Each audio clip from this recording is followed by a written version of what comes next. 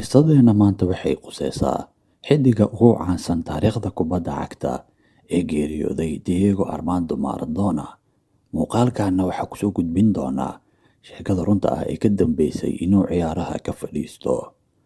Qisadan waxaa ka soo xiganay ninka lagu magacaabo David Yalob. Waa qoraaga buugga lagu magacaabo How They Stole the Game ama Siday u xadeen ciyaarta.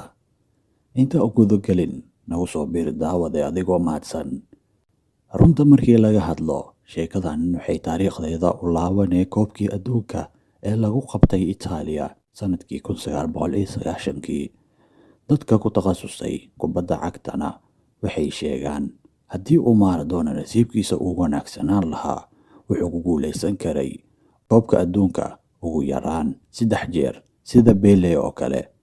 Marka koowaad waxay noqon kartay 1978 markii